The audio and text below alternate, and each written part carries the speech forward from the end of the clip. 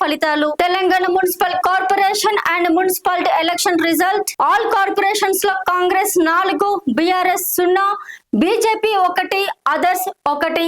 All మున్సిపాలిటీలో Congress 67, BRS 14, BJP 0, others 1. ప్రస్తుతానికి Congress counting ప్రకారం లీడ్ లో ఉంది. Telangana division and wards wise elections result. All divisions లో కాంగ్రెస్ 176, బీఆర్ఎస్ 53, బీజేపీ 73, అదర్స్ 76. ఇక వార్డ్స్ విషయానికి వస్తే కాంగ్రెస్ 1346, బీఆర్ఎస్ 723, బీజేపీ 261, అదర్స్ 251. ప్రస్తుతానికి ఈ మున్సిపల్ కార్పొరేషన్ ఎలక్షన్ లో కాంగ్రెస్ దూసుకు వెళ్తుంది. తెలంగాణ మున్సిపల్ ఎన్నికల విశేషాలు. తర్వాత కాంగ్రెస్ పార్టీ డెవలప్మెంట్ ఏంటి అనేది మనం ఈరోజు చూస్తున్నాం. రేవంత్ రెడ్డి గారు తన జీవితంలో ఒక్కసారి ఆయన లైఫ్ స్టార్ట్ అయిన తర్వాత అందరూ ఎంక్వైరీ చేయండి. ఆయన రాజకీయాల్లో అయితే ఏమి, ఏదైనా సరే ఈ రోజు వరకు ఆయన మైనస్ అంటూ ఎక్కడా లేదు. ఒక చిన్న నాయకుడి నుంచి ఈ రోజు సీఎం దాకా ఎదిగారు. ఈ రోజు కాంగ్రెస్ పార్టీ అసలు లేదు అనే టైంలో ఈ రోజు రేవంత్ రెడ్డి గారు వెళ్లి కాంగ్రెస్ పార్టీలో జాయిన్ అయ్యి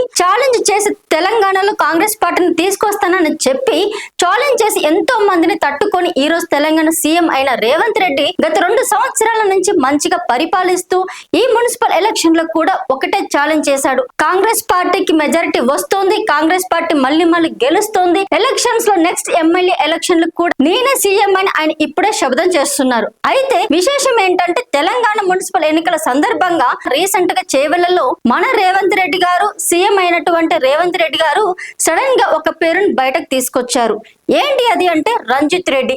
చేవెళ్ల మాజీ పార్లమెంటు సభ్యుడు రంజిత్ రెడ్డి గురించి ఆయన హైలైట్ చేశారు. ఎందుకు చేశారని ఎవరికి అర్థం కావటం లేదు.